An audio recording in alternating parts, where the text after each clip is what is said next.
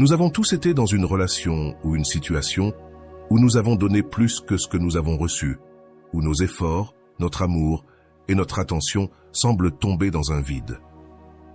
Mais que se passe-t-il lorsque tu décides de faire un pas en arrière? Lorsque tu choisis de lâcher prise, c'est exactement ce que nous allons explorer dans cette vidéo. Nous allons nous plonger dans une histoire qui montrera de manière réelle et profonde comment, parfois, lorsque tu choisis de t'éloigner et de retrouver ta valeur, celui qui n'a jamais su t'apprécier commence à ressentir ce vide. Je te promets qu'à la fin de cette vidéo, tu auras de la clarté sur la façon d'agir dans ces situations et tu comprendras ce qu'il faut faire pour que cette personne qui ne t'a pas valorisé se rende compte de ce qu'elle a perdu.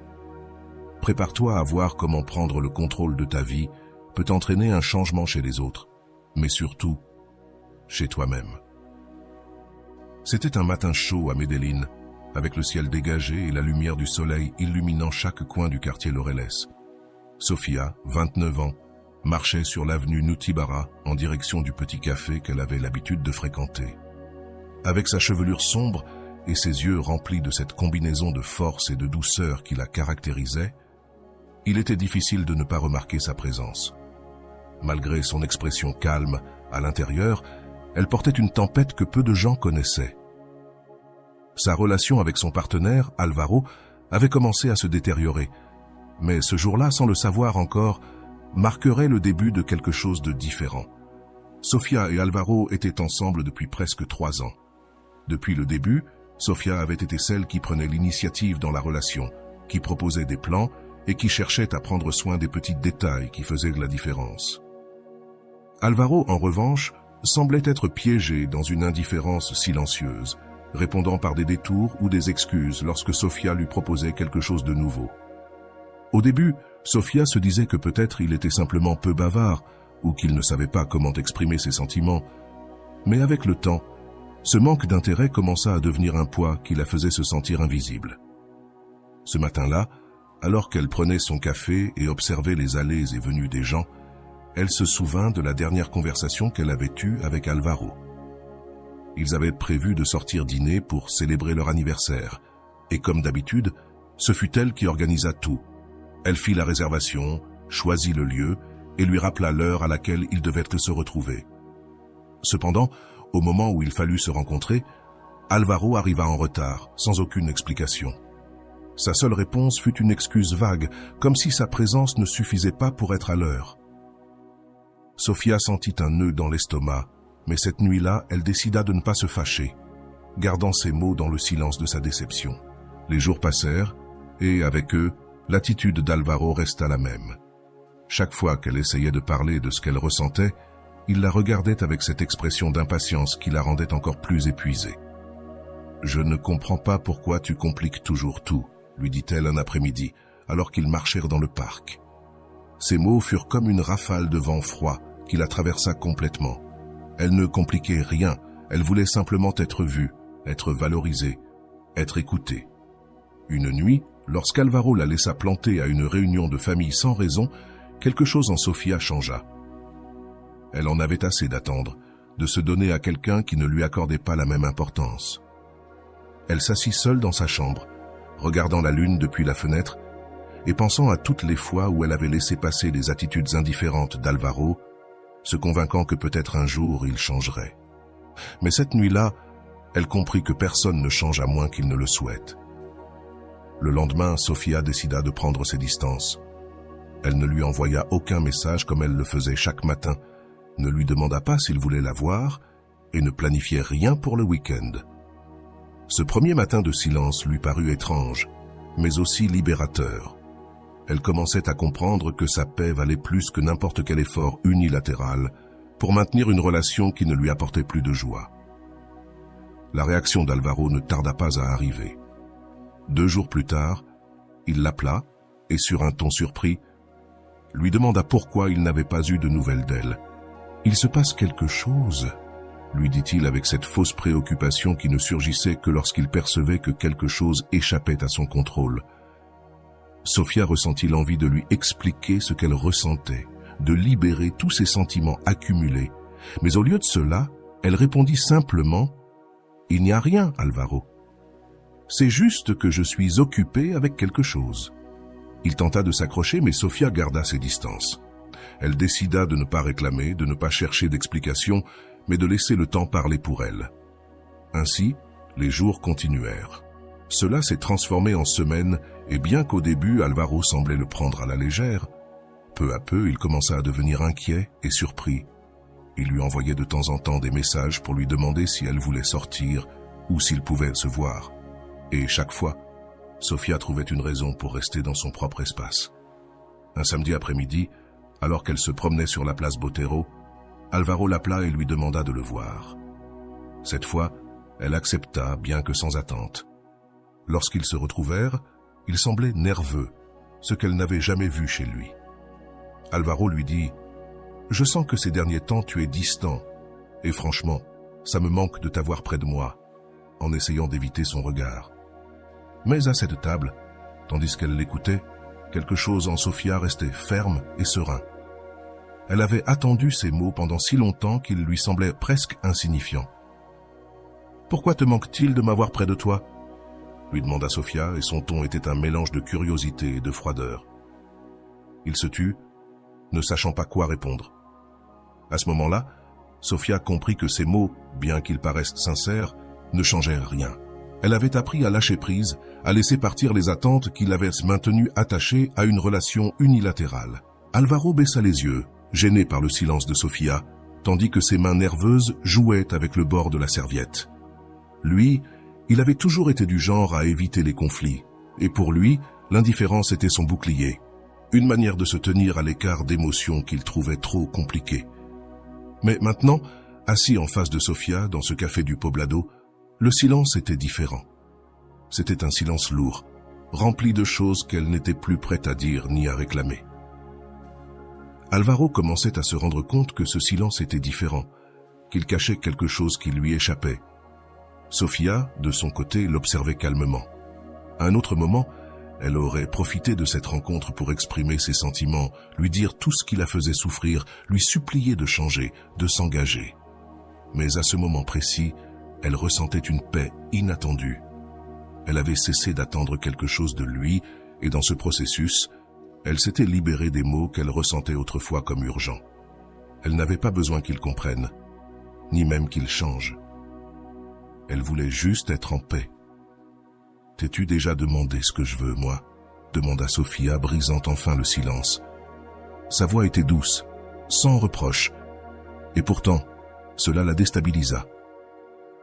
Il la regarda, visiblement gêné, et balbutia une réponse, mais il était évident qu'il n'avait aucune idée de ce qu'elle ressentait. Pour Alvaro, Sofia avait toujours été là, prête à pardonner, à attendre, à s'adapter à son rythme. Mais maintenant, avec cette question, elle le confrontait à quelque chose qu'il n'avait jamais envisagé. Elle aussi avait des désirs et des limites. Il tenta de changer de sujet, de minimiser la situation, mais Sofia ne se laissa pas distraire. « Tu sais, Alvaro, j'ai passé beaucoup de temps à essayer de te comprendre, à essayer de te donner ce dont tu avais besoin, mais je ne peux plus continuer à me perdre dans ça. Maintenant, je veux penser à moi, dit-elle. » Ces mots étaient directs, mais ils n'avaient pas la charge de douleur qui les aurait accompagnés autrefois. Elle n'était plus blessée, elle était simplement décidée. La conversation continua, mais chaque mot que prononçait Sofia marquait une distance de plus en plus évidente entre eux. Alvaro tenta d'argumenter qu'il avait seulement besoin de temps, qu'il pouvait faire un effort pour changer, mais sa voix manquait de conviction. Sofia, de son côté, ne lui exigeait plus de promesses ni de changements. Dans son regard se lisait la résolution de quelqu'un qui a cessé d'attendre et a choisi une autre direction. Les jours suivants, Alvaro commença à ressentir l'absence de Sofia d'une manière qu'il n'avait jamais expérimentée. Le manque de ses messages, de ses appels, de ses questions constantes et de ces petits détails qu'il tenait pour acquis. Maintenant, il lui pesait. Sofia n'avait pas seulement cessé de lui parler, elle avait cessé de réclamer, d'insister, de chercher en lui quelque chose qu'elle n'avait jamais trouvé. Ce vide qu'elle avait laissé était pour Alvaro un écho constant de tout ce qu'il avait ignoré et de tout ce qu'il avait perdu par son indifférence. Un après-midi, après plusieurs tentatives infructueuses de lui parler, Alvaro décida d'aller la chercher chez elle. Il frappa à la porte, espérant que Sofia apparaisse comme toujours. Regard chaleureux et cette disposition inconditionnelle qu'elle lui avait tant donnée. Mais quand elle ouvrit la porte, ce qu'elle vit fut une version de Sofia qu'elle ne reconnaissait pas. Une femme tranquille, sûre d'elle et surtout implacable. « Qu'est-ce que tu veux ?» lui demanda-t-elle sans détour, le regardant dans les yeux. Il tenta de balbutier quelque chose sur le fait qu'elle lui manquait, qu'il voulait comprendre ce qui se passait, mais elle l'interrompit avec un calme surprenant. « Pourquoi tu me manques, Alvaro? Est-ce que c'est parce qu'il te manque quelqu'un qui soit toujours là ou parce que tu valorises vraiment ce que je suis ?» Ces paroles le laissèrent sans voix. C'était comme si chaque question de Sofia était une porte qu'il ne savait pas comment ouvrir, et pour la première fois, il sentit qu'il était vraiment en train de la perdre. Alvaro essaya de répondre, de la convaincre qu'il pouvait changer, qu'il voulait essayer à nouveau, mais Sofia ne réagissait pas. Elle était arrivée à un point où ses paroles ne l'atteignaient plus, où la seule réponse qui l'intéressait était celle qu'elle s'était donnée elle-même. Elle n'avait plus besoin de quelqu'un qui la cherchait uniquement quand il sentait qu'il la perdait. En se séparant, Sofia ferma doucement la porte et ressentit comme si le poids des années passées se dissipait par ce geste. Elle n'était plus coincée dans un cycle d'attente frustrée ni de promesses brisées. Alvaro resta là, immobile, devant la porte fermée, comme si le coup de cette séparation lui avait coupé le souffle. Pendant des années, il avait compté sur la patience et la dévotion de Sofia, sachant qu'elle serait toujours là, quoi qu'il arrive. Il n'aurait jamais imaginé qu'un jour elle déciderait de le laisser derrière, non par manque d'amour, mais par manque de réciprocité, par lassitude de vivre une relation où c'était toujours elle qui donnait sans recevoir. Mais le voilà, face au silence et à la réalité que Sofia n'avait plus besoin de lui. Les jours passèrent et Alvaro commença à ressentir un vide qui se faisait de plus en plus profond. Il se souvenait des petits moments où elle l'avait attendu sans dire un mot, des nuits où elle avait mis de côté ses propres désirs pour l'accompagner dans ses projets, des messages pleins d'affection et de patience qu'elle lui envoyait, bien qu'il répondait souvent par des monosyllabes ou des évasions. Chaque souvenir le frappait avec une intensité qu'il n'avait jamais ressentie, comme si chaque geste de Sofia, qu'il avait autrefois pris pour acquis, prenait désormais une importance déchirante. Alvaro commença à l'appeler, à lui envoyer des messages. Au début, ses mots étaient hésitants, presque désinvoltes, comme s'il essayait de rétablir le contact sans vraiment reconnaître le changement en elle. Mais Sofia répondait à peine, et quand elle le faisait, ses messages étaient courts, cordiaux, mais distants. Il n'y avait plus de traces des anciens reproches, ni de cette insistance qu'il avait un jour trouvée agaçante. Sofia ne recherchait plus rien de lui, et ce silence, cette paix qu'elle transmettait, c'était ce qui lui faisait le plus mal. Dans son désir de la récupérer, Alvaro commença à fréquenter des endroits qu'ils avaient l'habitude de visiter ensemble, cherchant l'occasion de la voir, de lui parler face à face. Un après-midi, il la vit assise sur un banc du parc, pieds nus, lisant un livre et profitant de la sérénité de son propre espace. Il s'approcha lentement, le cœur battant fort, et s'assit à ses côtés. « Sofia, tu me manques. Tu me manques tellement, » lui dit-il, espérant que ces mots éveilleraient en elle un écho de ce qu'ils avaient un jour partagé. Sofia leva les yeux de son livre et le regarda en silence, avec une expression calme. Il n'y avait plus en elle cette anxiété d'autrefois, ce désir de s'accrocher à quelqu'un qui ne lui avait jamais vraiment correspondu. « Qu'est-ce que tu me manques exactement ?» demanda Alvaro d'une voix douce, sans trace de ressentiment, mais avec une clarté qui le désarma. Il essaya de répondre, cherchant les mots pour lui expliquer le vide qu'il ressentait sans elle, mais chaque phrase qu'il formait dans son esprit semblait insuffisante. « Tout ce que tu me donnais, Sofia, ta patience, ta façon de prendre soin de moi, je regrette comme tu étais toujours là, même quand je ne le méritais pas, » avoua-t-il avec une honnêteté douloureuse. Mais Sofia le regardait simplement, et bien que ses mots semblaient sincères, elle savait qu'elle ne pouvait pas permettre qu'il revienne dans sa vie de cette manière. Elle avait appris à lâcher prise, à laisser partir, pas seulement Alvaro, mais aussi l'idée qu'elle pourrait le changer, qu'un jour il valoriserait ce qu'elle avait donné sans réserve. Ce que tu me manques, ce n'est pas moi, mais la commodité de quelqu'un qui était toujours prêt à tout supporter. Mais cette personne n'existe plus. Aujourd'hui, Je suis quelqu'un qui a appris à se valoriser, et pour moi, c'est ce qui est le plus important. » Alvaro sentit comment ces mots le frappaient, comme si chacun d'eux dénudait la réalité de ses propres manques. Elle ne lui reprochait rien, mais ces mots, dits sans malice, lui faisaient plus de mal que n'importe quelle accusation. Il essaya de la convaincre, de lui dire qu'il pouvait changer, qu'il comprenait maintenant ce qu'il avait perdu, mais Sofia resta ferme dans sa position. « Ce n'est pas une question de savoir si tu changes ou pas, Alvaro, c'est une question de savoir que j'ai appris à vivre sans avoir besoin de ton approbation. Enfin, j'ai compris que ce que je suis ne dépend pas de combien tu me valorises, mais de combien je me valorise moi-même. » Et avec cette phrase, Sofia se leva du banc, laissant derrière elle celui qui, pour la première fois, sentait que ce qu'il avait vraiment perdu, c'était son propre égoïsme et son incapacité à apprécier ce qu'il avait eu. Tandis qu'elle s'éloignait, Alvaro resta là, regardant sa silhouette se perdre parmi les arbres du parc, ressentant un vide qu'il n'avait jamais connu. Après cette dernière rencontre dans le parc, la vie d'Alvaro plongea dans une monotonie insupportable. La présence de Sofia, qu'il avait autrefois considérée comme acquise, était devenue un souvenir douloureux, un vide qui l'accompagnait à chaque pas.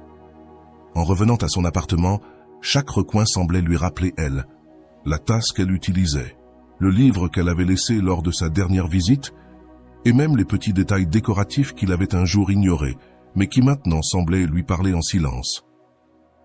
Des semaines passèrent où il tenta de reprendre sa vie comme avant qu'elle ne s'éloigne, mais chaque tentative se soldait par une frustration de plus en plus grande. Ce qu'il avait ressenti auparavant comme des petites choses qu'elle valorisait, l'attention, les détails, le temps partagé, devenait maintenant son supplice. C'était comme si chaque jour il se rendait un peu plus compte de la profondeur de ce qu'il avait perdu. Sofia n'avait pas seulement été sa compagne, elle avait été celle qui le poussait, celle qui le faisait se sentir accompagné, même s'il ne l'avait jamais pleinement apprécié. Dans un acte désespéré, Alvaro lui écrivit à nouveau. Cette fois, ses mots semblaient sincères. Il lui parlait de tout ce qu'il avait appris de ses erreurs, de combien il la valorisait et de comment il désirait qu'elle lui accorde une dernière chance pour lui prouver qu'il pouvait changer. Pourtant, les messages restèrent sans réponse. Sofia, dans son silence, lui donnait une leçon bien plus percutante que n'importe quelle réclamation ou discussion. Il comprenait que ce silence n'était pas dû à un manque d'intérêt ou de froideur, mais parce qu'elle avait finalement décidé de se prioriser. Un jour, Alvaro croisa une amie commune qui, sans savoir quoi que ce soit de leur situation, lui dit comment Sofia semblait plus sereine que jamais. « Je la vois tellement heureuse ces derniers temps, tellement concentrée sur elle-même. Je crois qu'elle va très bien, » lui confia-t-elle avec un sourire. Alvaro sentit ces mots le frapper comme un seau d'eau glacée. Il imaginait que Sofia passait ses journées en espérant qu'à un moment donné il reviendrait. Mais cette réalité était différente. Elle s'épanouissait, exactement comme elle l'avait toujours voulu. Sauf que cette fois, elle le faisait sans lui. Le soir, dans son appartement vide, Alvaro comprit quelque chose qui le fit souffrir comme peu d'autres choses dans sa vie. Son indifférence avait été le prix qu'il avait payé pour perdre quelqu'un qu'il comprenait maintenant comme étant unique. Sofia avait cessé de se battre pour quelqu'un qui n'était pas prêt à se battre pour elle. Et dans son processus, elle lui avait donné une leçon, bien que de la manière la plus douloureuse. Avec le temps, Alvaro commença à vivre dans un cycle interminable de remords et de souvenirs qui le poursuivaient jour et nuit. Ce qui avait jadis été une relation confortable pour lui, où Sofia était toujours à sa disposition, devenait maintenant son plus grand regret. Dans ces nuits de solitude, il ne pouvait s'empêcher de penser à chaque moment où elle lui avait exprimé ses besoins et comment lui avait répondu par de l'indifférence. À chaque souvenir s'ajoutait une sensation d'impuissance, une certitude qu'il n'y aurait pas cette fois-ci de deuxième chance. Pendant ce temps, Sofia poursuivait sa vie. La libération qu'elle avait ressentie en lâchant cette relation lui avait permis de redécouvrir ses propres rêves, ses objectifs et les choses qu'elle avait un jour mises de côté pour plaire à Alvaro. Elle se consacra à prendre soin d'elle-même, reprit ses anciens passe-temps et s'entoura d'amis qui lui rappelaient sa propre valeur. les personnes autour d'elle remarquaient le changement. Son rire était plus sincère, son regard plus assuré, et sa présence rayonnait d'une paix qui jusque-là avait été presque invisible. Un après-midi, tandis qu'elle marchait pour retrouver une amie, elle reçut un message d'Alvaro. Cette fois, au lieu de l'ignorer, elle décida de le lire, non parce qu'elle était prête à reprendre la relation, mais parce qu'elle voulait confirmer que ce chapitre était complètement clos dans son cœur. Le message disait « Sofia, je sais que je ne mérite pas que tu me lises, mais je veux que tu saches que je regrette profondément de ne pas avoir été à la hauteur. Aujourd'hui, je comprends ce que tu représentais réellement pour moi, et bien que je sache qu'il est trop tard, je ne peux pas m'empêcher de te le dire. Je regrette de ne pas avoir été l'homme que tu méritais. » Sofia lut le message en silence. Autrefois, ces mots auraient suffi à la bouleverser, à la faire revenir vers lui, espérant que cette fois-ci, les choses seraient différentes. Mais maintenant, après avoir guéri et retrouvé sa paix, ces mots ne la touchèrent pas. Il n'y avait ni rancune, ni douleur.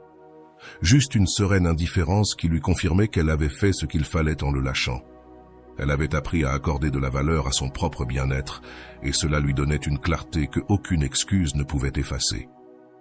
Chaque jour qui passait, la vie d'Alvaro se transformait en une succession de moments teintés de remords, en voyant comment Sofia avançait, plus épanouie et rayonnante que jamais. La sensation d'avoir perdu quelque chose de vraiment précieux se plantait en lui comme une épine qu'il n'arrivait pas à enlever. Elle, en revanche, ne pensait plus à lui avec ressentiment ni nostalgie. Sa vie était tournée vers ce qui venait, vers les projets et les rêves qu'elle avait retrouvés en libérant le poids de cette relation.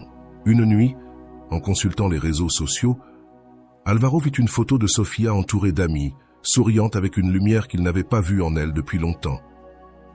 L'image reflétait son nouveau chapitre, un chapitre où il n'était déjà plus une partie de sa vie. Un instant, il ressentit l'envie de lui écrire, de lui demander une dernière chance, de lui promettre une fois de plus qu'il pouvait changer. Mais même lui savait qu'il était trop tard. Sofia avait trouvé une paix qu'il ne lui avait jamais donnée. Les mois passés apportèrent à Alvaro une compréhension douloureuse mais nécessaire. Il comprit qu'il avait eu à ses côtés quelqu'un prêt à tout donner, quelqu'un qui avait cru en lui, même quand lui-même ne le faisait pas. En ignorant ses besoins et en minimisant ses émotions, il avait écarté une personne extraordinaire. Maintenant, Sofia était devenue une personne inaccessible, quelqu'un qui avait transformé sa douleur en force et qui marchait, avec la certitude de celle qui a choisi de se prioriser. Alvaro, au milieu de sa solitude, décida que le mieux qu'il pouvait faire pour lui-même était d'apprendre de cette perte. Il savait qu'il ne ferait jamais plus partie de la vie de Sofia, mais il promit qu'il ne traiterait plus jamais personne avec l'indifférence avec laquelle il l'avait traité. Dans cette leçon, apprise de la manière la plus dure, il reconnut la valeur de ce qu'il avait perdu. De son côté, Sofia poursuivait son chemin sans regarder en arrière, sans se demander si elle avait pris la bonne décision. Elle savait qu'au final, elle avait gagné quelque chose de bien plus important qu'une relation. Elle avait gagné sa paix, sa dignité et surtout la certitude qu'elle méritait une vie épanouie, entourée de personnes capables de la valoriser pour ce qu'elle était.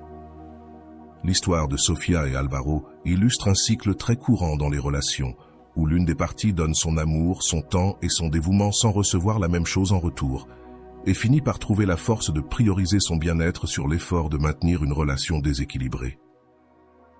Analyser ce qui s'est passé entre eux nous amène à réfléchir sur des sujets plus profonds comme l'estime de soi, l'attachement et l'importance d'apprendre à lâcher prise. Sigmund Freud a parlé du principe de réalité, ce qui signifie qu'il est essentiel, dans la vie, d'ajuster nos attentes pour pouvoir voir les situations telles qu'elles sont, sans nous tromper. Pendant des années, Sofia avait nourri l'espoir que Alvaro apprécierait son amour et ses efforts. En acceptant enfin la réalité qu'il ne pouvait pas lui donner ce qu'elle méritait, elle choisit de ne pas se mentir. Cette déception fut le premier pas pour lâcher la relation et commencer son processus de libération. Rolando souligne l'importance de se décevoir le plus tôt possible pour éviter que l'attachement et les attentes prolongent la douleur. T'es-tu déjà retrouvé dans une relation où, malgré ton engagement, L'autre personne répondait seulement par distance et manque de considération?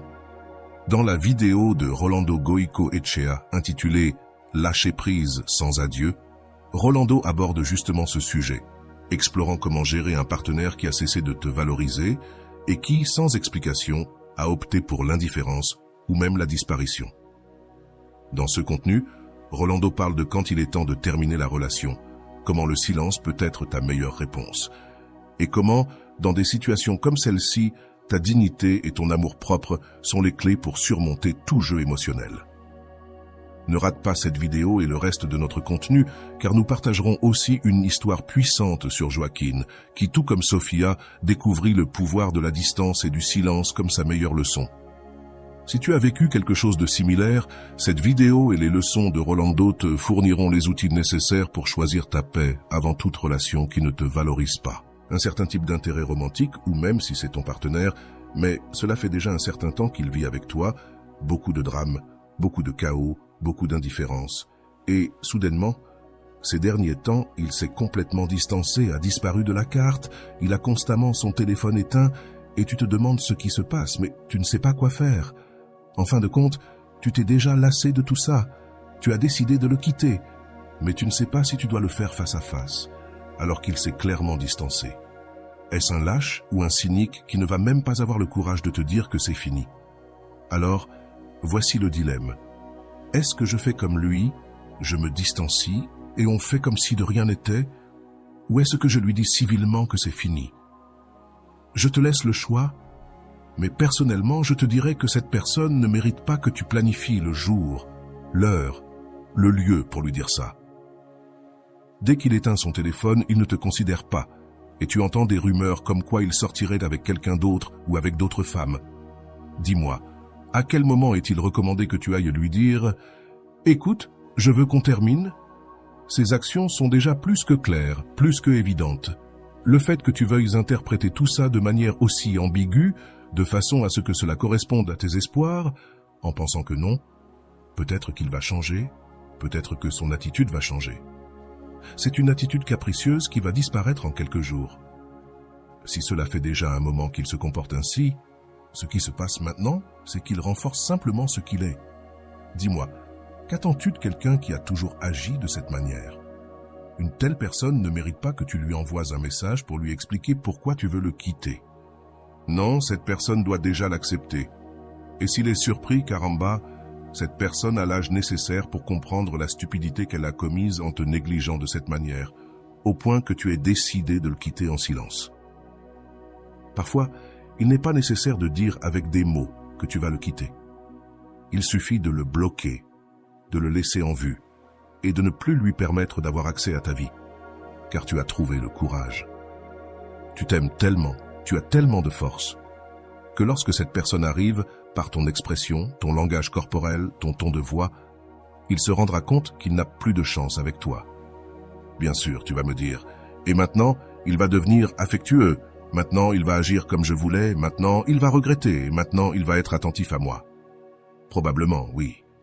Mais, dis-moi, est-ce que quelqu'un qui a besoin de jouer à ses jeux d'enfant, de s'éloigner, de profiter de la vie sans toi, puis de se rendre compte de l'erreur qu'il a faite, mérite ta compagnie?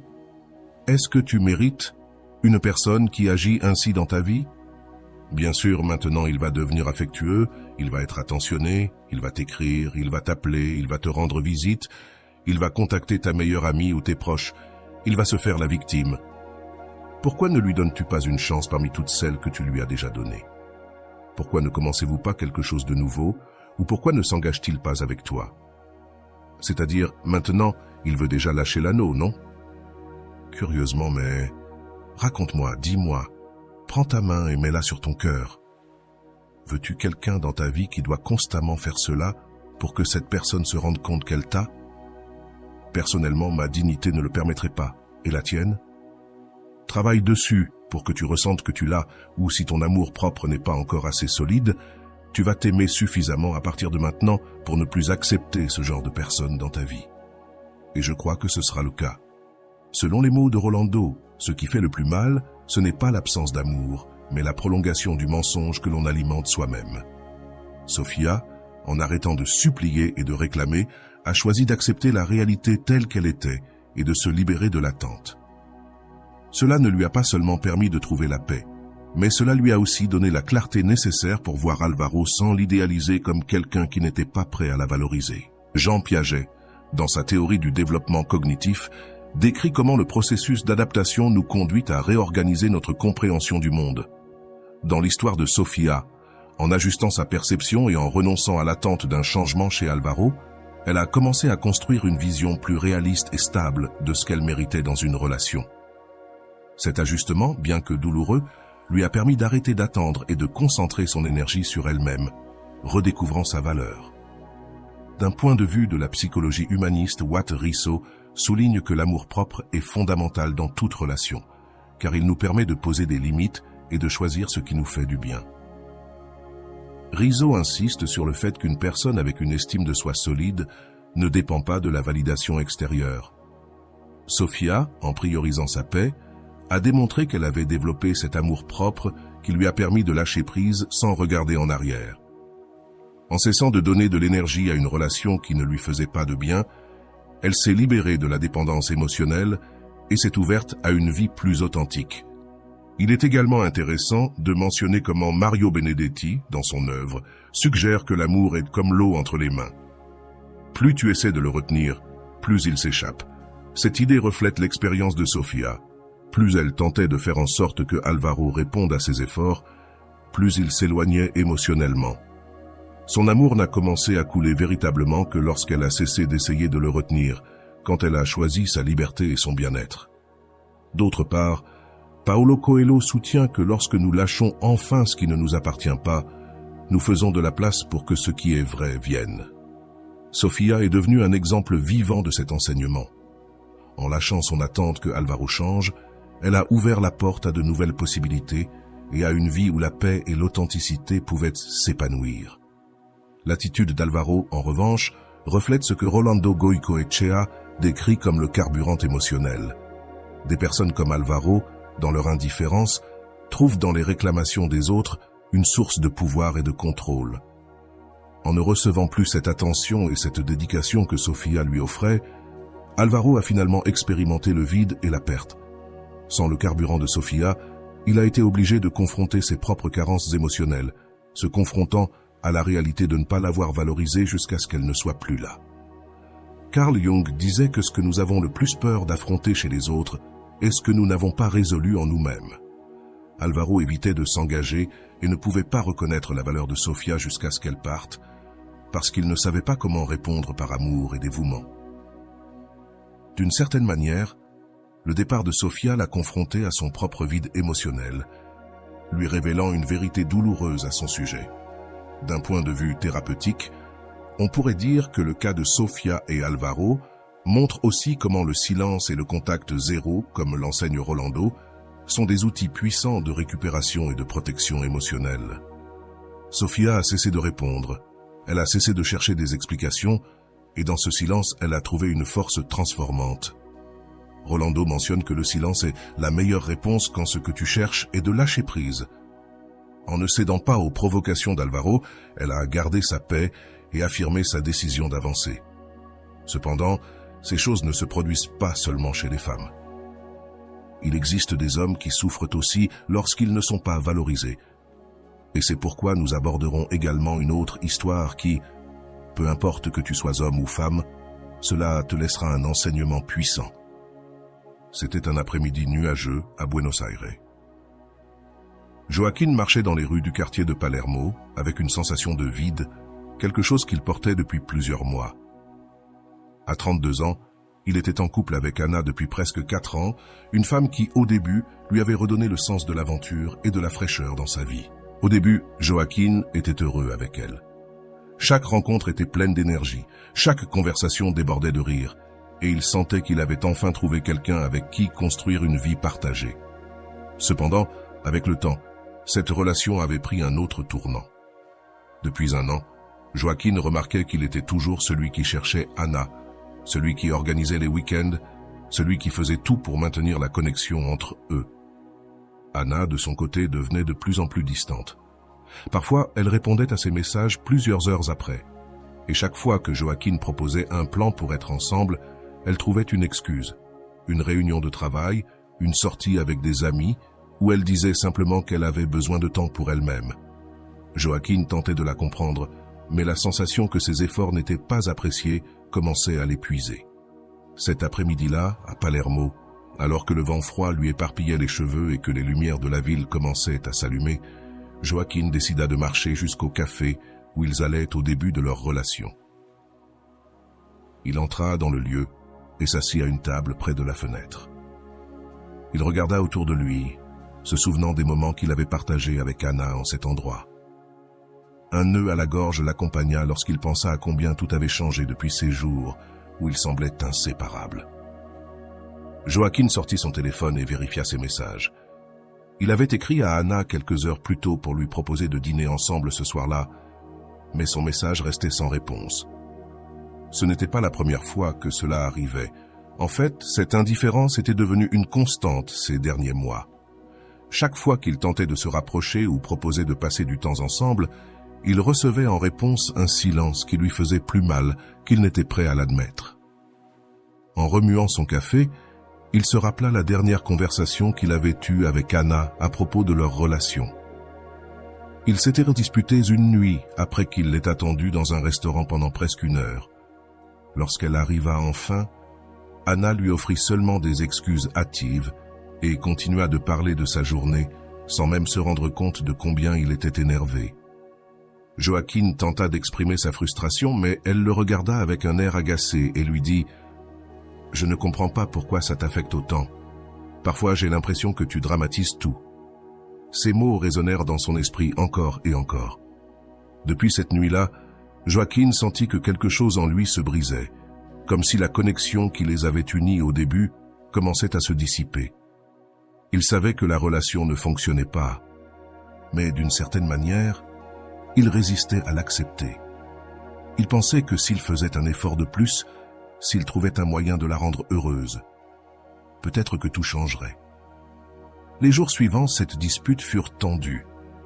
Joaquin tentait de rester calme et de ne pas faire plus de reproches, mais le ressentiment grandissait en lui. Chaque fois qu'Anna annulait un plan ou répondait par monosyllabes à ses messages, il sentait sa patience s'épuiser et, pourtant, il restait là, s'efforçant de récupérer ce qu'ils avaient eu autrefois. Une nuit, Joaquin décida de la confronter à nouveau. Il lui demanda de se retrouver dans le même café de Palerme où il avait l'habitude de passer du temps à se remémorer les bons moments. Il arriva tôt et s'assit à une table près de la fenêtre, attendant avec impatience. Enfin, Anna arriva avec son sourire désinvolte comme si rien n'était arrivé.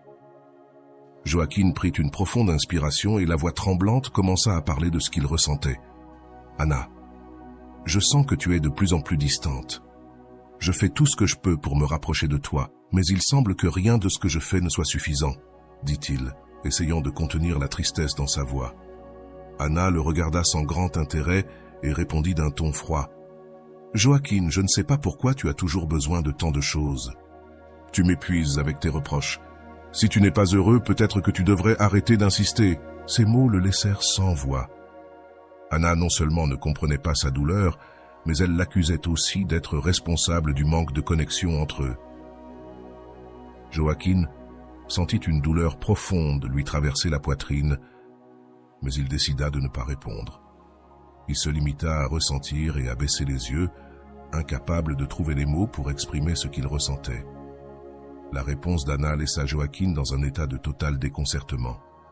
Cette nuit-là, après qu'elle soit partie du café sans se retourner, il resta assis, observant sa tasse de café vide, avec la sensation d'avoir atteint la limite de ce qu'il pouvait supporter. Les mots d'Anna résonnaient dans sa tête encore et encore. « Si tu n'es pas heureux, peut-être que tu devrais arrêter d'insister. » Il ne pouvait pas croire que son effort, ses tentatives de sauver la relation, étaient perçues par elle comme quelque chose de gênant, voire épuisant. Les jours suivants, Joaquin se plongea dans un étrange silence. Il avait cessé de lui envoyer des messages à Anna et n'essayait même plus d'appeler.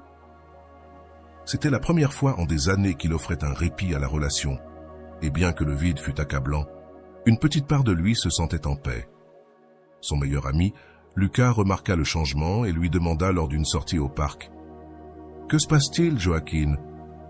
Je ne te vois pas bien, c'est à cause d'Anna ?» Joaquin, essayant de garder son calme, acquiesça. « Je suis fatigué.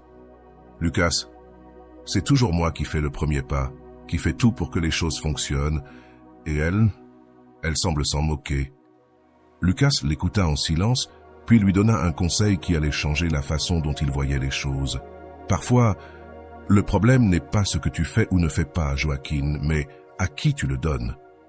Peut-être que le problème est que tu t'efforces pour quelqu'un qui n'a jamais voulu faire d'efforts pour toi. » Les paroles de son ami tombèrent comme un poids dans son esprit, éveillant une sorte de clarté qu'il n'avait jamais eue auparavant.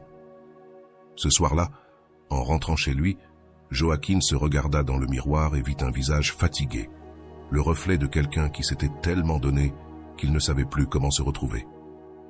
Avec chaque effort pour maintenir une relation unilatérale, il avait perdu un peu de son identité, de ses désirs, de sa propre paix. Ce soir-là, il se fixa un objectif qu'il n'avait jamais envisagé auparavant, cesser d'insister. Les jours se transformèrent en semaines, et pendant ce temps, Joaquin commença à consacrer plus de temps à ses propres intérêts. Il reprit sa guitare, quelque chose qu'il avait mis de côté depuis des années, faute de temps. Il commença à courir le matin et retrouva des amis avec qui il avait perdu contact dans sa tentative d'être toujours disponible pour Anna. Bien qu'il ne puisse nier qu'il ressentait encore un vide, il commença aussi à expérimenter une liberté qu'il avait oubliée. Anna, en remarquant le manque de communication de Joaquin, mit du temps à réagir. Pendant les premières semaines, elle pensa que son silence était temporaire, qu'il finirait par lui écrire à nouveau, par la chercher comme il le faisait toujours. Cependant, lorsque les jours passèrent et qu'elle ne reçut aucun signe de lui, elle commença à ressentir une gêne inconnue, une sorte de vide auquel elle n'était pas habituée. C'est alors qu'elle décida de l'appeler, s'attendant à ce qu'il réponde avec la même disponibilité que d'habitude. Joaquin vit l'appel d'Anna sur son écran et, pour la première fois, hésita à répondre. Pendant si longtemps, il avait attendu ce geste de sa part, un appel signifiant qu'elle tenait à lui, qu'elle reconnaissait son absence, mais maintenant quelque chose en lui avait changé. Finalement, il prit une profonde inspiration et répondit « Bonjour, Anna », dit-il, sa voix calme, sans les traces d'urgence qu'il avait l'habitude d'avoir. Elle, surprise par son ton, tenta de paraître décontractée. « Oh, bonjour, Joaquin. Cela fait longtemps que je n'ai pas de nouvelles de toi, tu vas bien ?» Sa question semblait presque étrange, comme si elle-même ne savait pas comment l'aborder. Joaquin marqua une pause avant de répondre. « Oui, je vais bien, je me suis juste occupé de moi. J'ai pris un peu de recul. » Le silence qui suivit fut gênant, et Anna remarqua que la familiarité entre eux semblait s'estomper. Ce n'était plus le Joaquin anxieux d'avant, celui qui faisait toujours des efforts pour maintenir la relation. Anna, mal à l'aise face à la froideur de la voix de Joaquin, tenta de reprendre le contrôle de la conversation. « Eh bien, je suis contente que tu ailles bien. Mais je pensais que peut-être nous pourrions nous voir ce week-end, je ne sais pas, prendre un verre, discuter un peu, dit-elle presque comme si elle tenait pour acquis qu'il accepterait.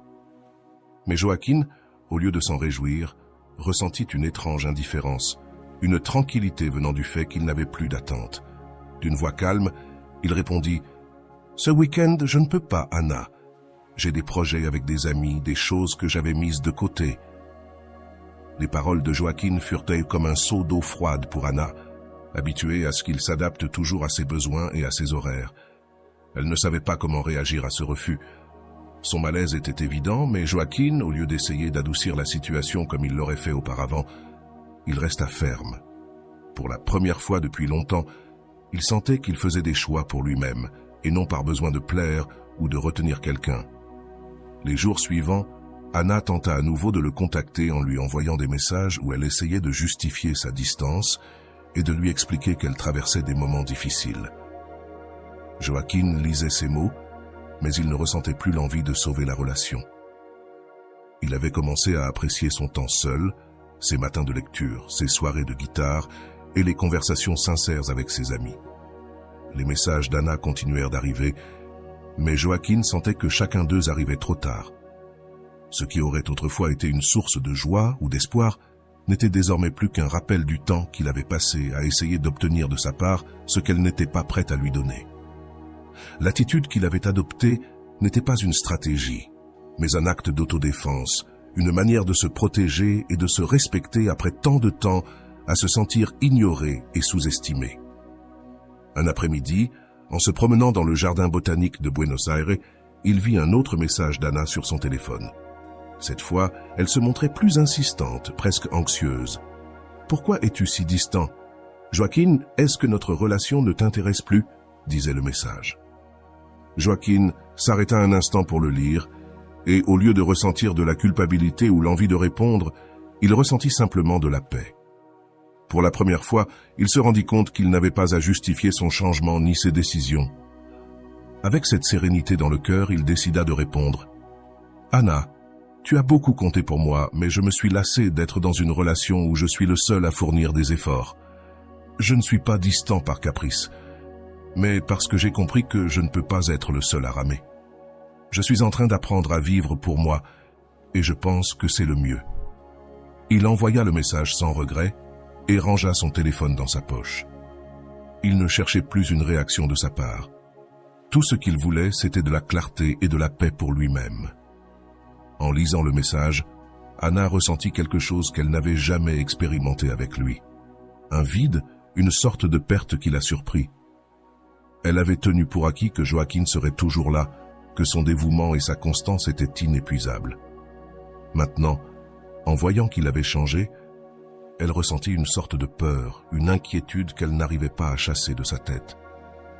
Cette nuit-là, après avoir réfléchi et repassé la situation, elle décida qu'elle devait le voir, qu'elle devait parler avec lui en personne et récupérer ce qu'elle croyait être en train de perdre. Joaquín reçoit son message le jour suivant. « On peut se voir, s'il te plaît ? Je crois qu'on doit en parler en personne. » Il hésita un moment avant de répondre, sachant que cette rencontre pourrait raviver de nombreuses émotions qu'il croyait avoir laissées derrière lui. Cependant, il décida d'accepter. Ils se retrouvèrent dans un petit bar du centre qu'ils fréquentaient au début de leur relation, quand les choses semblaient encore prometteuses et pleines d'illusions. En entrant, Joaquín la vit assise à l'une des tables, les yeux rivés sur son téléphone. Elle leva les yeux en le voyant et esquissa un sourire nerveux, différent de ceux auxquels il était habitué. En s'installant en face d'elle, il remarqua que, pour la première fois, c'était Anna qui semblait anxieuse, qui cherchait son approbation, tandis qu'il restait serein, tranquille dans sa propre compagnie. Anna commença à parler rapidement, presque précipitamment, lui expliquant qu'elle avait été occupée, qu'elle traversait beaucoup de choses personnelles et que peut-être elle n'avait pas su lui accorder l'attention qu'il méritait. « Joaquín, je sais que j'ai été distante et je comprends que tu sois en colère, mais je pense qu'on pourrait se donner une nouvelle chance. Je peux changer. Vraiment, je veux essayer. » dit-elle d'un ton qui frôlait presque la supplication, quelque chose que Joaquín n'avait jamais imaginé voir chez elle. Mais ces mots, bien qu'ils semblaient sincères, ne généraient plus en lui la même émotion qu'auparavant. Il avait attendu longtemps quelque chose de semblable, mais maintenant, il se rendait compte que cela ne l'affectait plus autant qu'il le pensait. Avec un calme qu'Anna ne s'attendait pas à voir, Joaquín prit une gorgée de son café avant de répondre. « Anna, ce n'est pas que je ne m'en fiche, c'est juste qu'aujourd'hui je comprends que je ne peux plus attendre que quelqu'un décide de me valoriser quand cela lui conviendra. J'ai passé beaucoup de temps à essayer et je pense qu'il est temps que chacun suive son propre chemin. » Anna le regarda, incrédule, les yeux remplis de surprise et peut-être de regret. C'était la première fois que Joaquín mettait une limite, et cela, d'une certaine manière, le rendait inaccessible pour elle. Le silence entre eux fut long et confortable. Joaquín se rendit compte qu'il ne ressentait plus l'envie de justifier ses paroles ni d'adoucir le coup. Il avait passé trop de temps à se demander d'être patient, à chercher des raisons pour l'absence d'engagement d'Anna. Maintenant, en l'observant devant lui, il comprenait que, même si elle voulait essayer, il n'était plus prêt à revenir à ce cycle d'attente et de déception. Anna, tentant de reprendre contenance, lui dit « Tu n'as aucune idée à quel point je regrette de ne pas l'avoir vu plus tôt, Joaquín. Peut-être que je n'ai pas su t'apprécier, et maintenant que je le comprends, je crois que nous méritons une autre chance. » Ces paroles, pleines d'émotion, auraient suffi à le toucher à un autre moment, mais Joaquin ne se sentait plus le même. Plutôt que de se raccrocher à ces mots, il comprit que sa paix intérieure était bien plus importante que n'importe quelle excuse ou tentative de rédemption. Il se leva de la table, la regardant avec un regard qui ne contenait ni rancœur, mais une détermination inébranlable. « Anna, je te remercie pour ce que tu dis, vraiment. Mais cette fois, j'ai choisi quelque chose de différent. Je me choisis moi, dit-il. Et sans attendre de réponse, il s'éloigna, laissant derrière lui Anna et tous les moments qu'il avait autrefois retenus. Les deux histoires, celle de Sofia et celle de Joaquin, montrent comment le processus de lâcher une relation où il n'y a pas de réciprocité devient, paradoxalement, le plus grand acte d'auto-estime. Les deux personnages, après des années à investir leur temps, leur énergie et leur amour dans quelqu'un qui n'était pas prêt à en faire autant, arrivèrent à un point d'épuisement émotionnel qui les amena à prendre la décision la plus difficile. Cesser d'insister, cesser de chercher la validation de quelqu'un qui ne les valorisait pas. Cette décision, bien qu'elle semblait marquer la fin de leur relation, se transforma en une leçon puissante pour leurs partenaires respectifs, qui, à la fin, expérimentèrent l'impact de ce qu'ils avaient perdu. D'un point de vue psychologique, le processus vécu par Sofia et Joaquin repose sur ce que les thérapeutes appellent le détachement émotionnel. Plutôt que de continuer à attendre que leur partenaire change, les deux personnages choisirent de privilégier leur bien-être. Sigmund Freud mentionna que l'un des plus grands défis émotionnels que nous rencontrons est de lâcher nos attentes, surtout dans les relations où nous nous sommes profondément investis. Freud explique que le principe de réalité nous oblige à reconnaître quand quelque chose ne fonctionne pas. Et tant Sofia que Joaquin prirent la décision de voir leur relation sans illusion, confrontés à la vérité que leurs efforts n'étaient pas réciproques. Rolando Goicoechea, dans ses enseignements sur le détachement, souligne que ce qui fait le plus mal à une personne qui ne vous valorise pas, c'est de voir que vous n'attendez plus rien d'elle. Dans les deux histoires, l'acte de cesser d'insister fut plus percutant que n'importe quelle réclamation. En décidant de ne plus donner d'explications ni de demander plus d'attention, Sofia et Joaquin coupèrent le carburant émotionnel que leur partenaire recevait en les voyant lutter pour une relation déséquilibrée. Goicoechea insiste sur le fait que cet acte de lâcher prise, sans rancœur, sans drame, est une forme d'auto-estime qui met en évidence l'indifférence de celui qui n'a pas su apprécier. Avec sa théorie de l'adaptation, décrit comment le processus d'adaptation nous permet d'organiser nos croyances pour nous ajuster à de nouvelles réalités. Tant Sofia que Joaquin adaptèrent leur compréhension de la relation en acceptant que leur amour n'était pas valorisé et qu'il n'y avait donc aucune raison de continuer à investir dans quelqu'un qui n'était pas prêt à s'engager. Cette adaptation leur permit de modifier leurs attentes et de concentrer leur énergie sur eux-mêmes. Walter Rizzo, dans son travail sur l'amour-propre, soutient qu'une personne ayant une estime d'elle-même solide ne supplie pas l'amour, ni ne demande d'attention à celui qui ne l'offre pas. Ce principe se reflète dans la décision des deux protagonistes de cesser de chercher dans leur partenaire ce qu'ils ne recevraient jamais. Pour Rizzo, l'acte de lâcher une relation où l'on n'est pas valorisé est un signe de croissance émotionnelle, un acte d'amour-propre qui renforce l'identité et permet de construire une vie plus épanouie. Du point de vue de Mario Benedetti, l'amour n'est pas supplier ni mendier de l'attention. L'amour est un acte de don, mais aussi de liberté. Les deux protagonistes, en cessant de demander ce que leur partenaire n'était pas prêt à donner, cessèrent de mendier l'amour et retrouvèrent leur liberté. Benedetti suggère que l'amour véritable permet à chaque personne de conserver sa dignité et son autonomie, et tant Sofia que Joaquin trouvèrent dans le silence et la distance le chemin vers une vie où leur valeur n'était pas fonction de l'acceptation de quelqu'un d'autre.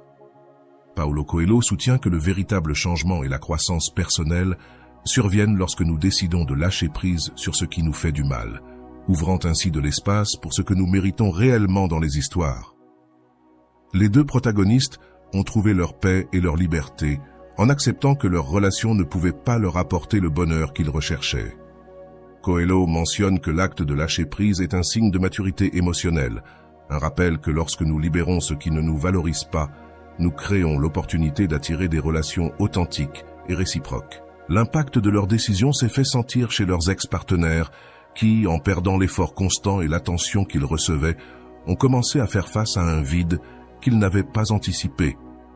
Ana et Alvaro, habitués à recevoir l'amour inconditionnel de leur partenaire, ont été confrontés à la réalité qu'ils ne pouvaient plus compter sur cette dévotion. Cette perte, comme le mentionne Goicoechea, est ce qui génère véritablement un changement. Lorsque quelqu'un cesse de vous avoir besoin et cesse de chercher votre approbation, c'est à ce moment-là que vous comprenez vraiment ce que vous avez perdu. Freud parlait de la compulsion à répéter, la tendance à recréer des expériences qui ne sont pas familières, même lorsqu'elles ne sont pas saines. Dans leur relation, tant Ana qu'Alvaro répétaient des schémas d'indifférence et de distance, car ils croyaient que leur partenaire continuerait à les attendre. Cependant, lorsque Joaquín et Sofía ont décidé de rompre ce cycle, ils ont également rompu avec cette compulsion à répéter des schémas malsains. En se libérant, ils ont aussi privé leurs ex-partenaires du contrôle qu'ils exerçaient sur eux. Rolando explique que le contact zéro est un outil essentiel pour ceux qui souhaitent retrouver leur paix après une relation déséquilibrée. Sofía et Joaquín ont appliqué cette méthode en cessant de chercher des explications, en ne réclamant ni attention ni insistance. Leur silence et leur distance ont été plus efficaces que n'importe quelle conversation ou tentative de réconciliation, car ils ont permis à leurs ex-partenaires de confronter la réalité de leur absence. Tant Joaquín que Sofía, en choisissant ce détachement, ont donné une leçon à leurs ex-partenaires que les mots n'auraient pas pu transmettre. En cessant d'être présents et disponibles, ils ont permis à Ana et Alvaro d'expérimenter l'absence de leur amour et de leur dévotion. Ce vide, comme le souligne Goicoechea, est une leçon silencieuse qui confronte la personne qui n'a pas su valoriser. Dans l'approche de Carrom, le processus d'intégration émotionnelle consiste à affronter notre ombre, ces parties de nous-mêmes que nous préférons ignorer. Tant Ana qu'Alvaro ont été confrontés à leur ombre, l'indifférence et l'égoïsme qu'ils avaient de montrer dans leur relation. Le départ de leur partenaire les a obligés à voir l'impact de leurs actions et à confronter une vérité qu'ils avaient ignorée pendant longtemps. À chaque étape de leur processus, Joaquín et Sofía ont réaffirmé leur droit d'être aimés de manière réciproque et respectueuse.